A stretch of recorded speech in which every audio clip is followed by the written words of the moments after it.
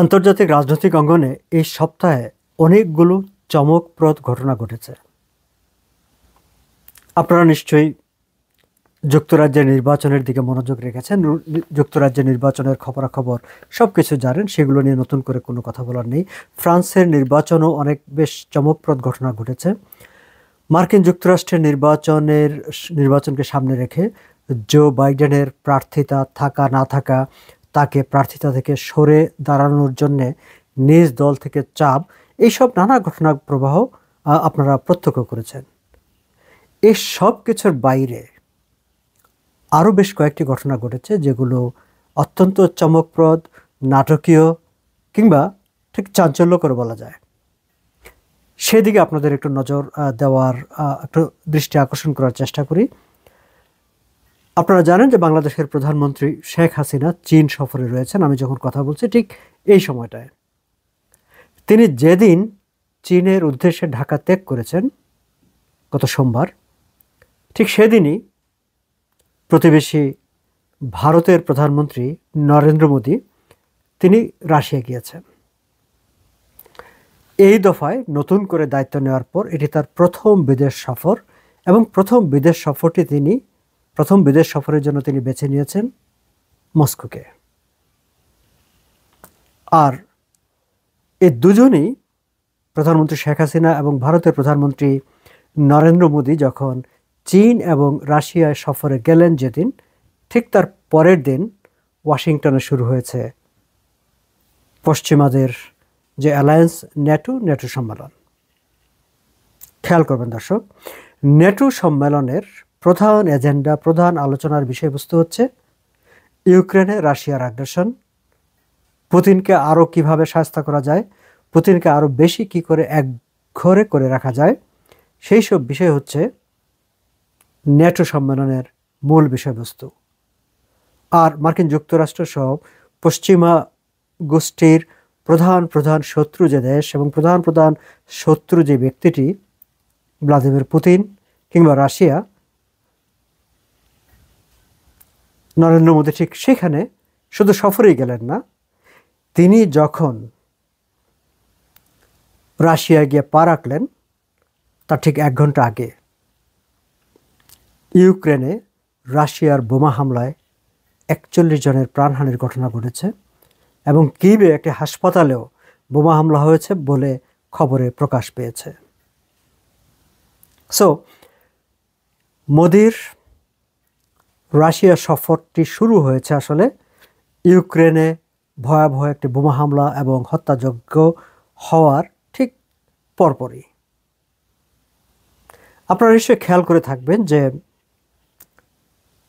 নরেন্দ্র মোদীকে রাশিয়ার president Vladimir Putin উষ্ণ সংবর্ধনা জানিয়েছেন, এবং দুজন পরস্পরকে আলিঙ্গনে জড়িয়ে রেখেছেন হাসি মুখে। এমন একটি ছবি দুনিয়া জুড়ে ভাইরাল হয়েছে, এবং সেই ছবিটির দিকে ইঙ্গিত করে ইউক্রেনের প্রেসিডেন্ট তিনি তো বলেই ফেলেছেন যে বিশ্বের সবচেয়ে বড় গণতান্ত্রিক দেশের সরকার প্রধান বিশ্বের নৃশংসতম ব্যক্তিটিকে আলিঙ্গন করেছে।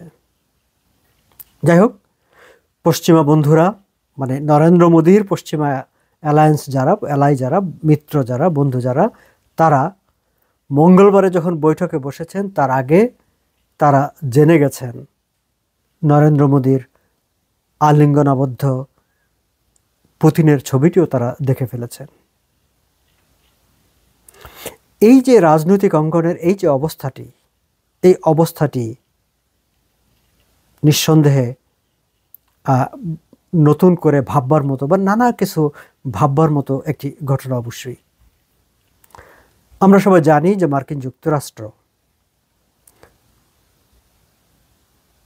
ইন্ডিয়ার সঙ্গে সম্পর্ক গভীর করার চেষ্টা করছে, এবং চীনের সঙ্গে মার্কিন যুক্তরাষ্ট্রের একটি বৈরিতা আছে, রাশিয়ার সঙ্গে তো প্রকাশ্য শত্রুতাই আছে।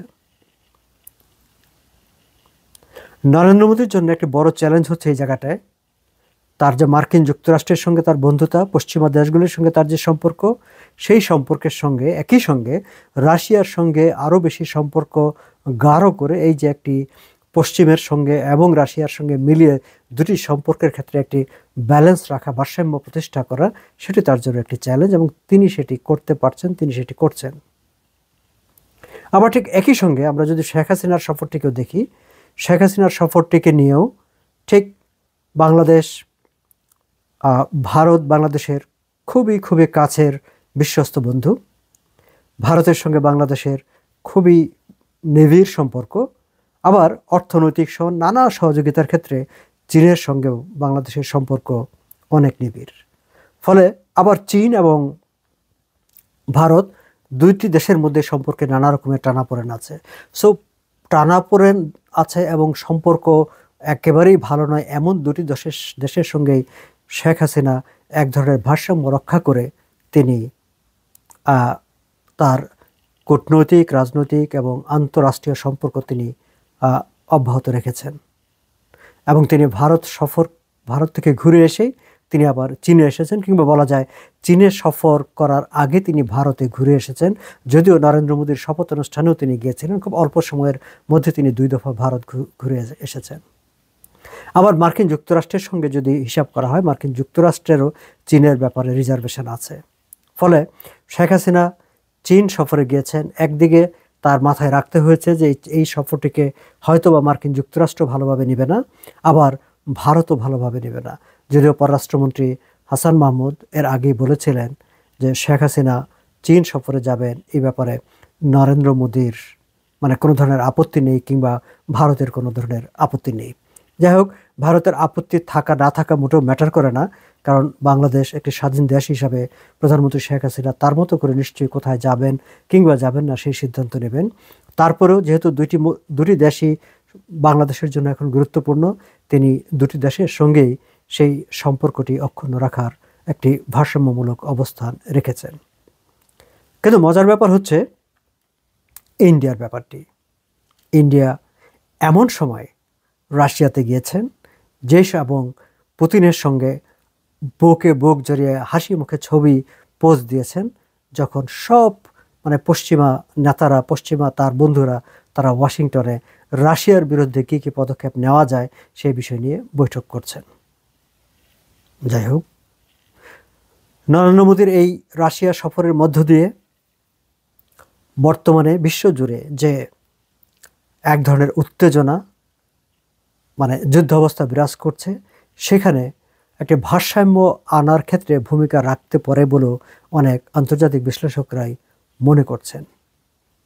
তারা এটাও মনে করছেন যে নরেন্দ্র মোদী আসলে ঠিক একেবারেই মার্কিন কোটায় ঢুকে যেতে চাচ্ছে না, কিংবা ভারত একেবারে মার্কিন যুক্তরাষ্ট্রের সঙ্গেই থাকতে চাচ্ছে না। তিনি তার মতো করে রাশিয়া, আমেরিকা সবার সঙ্গে সম্পর্ক রেখে তিনি একটা মাঝখানে ব্যালেন্সিং পাওয়ার হিসাবে তিনি নিজেকে প্রতিষ্ঠা করতে চাচ্ছেন।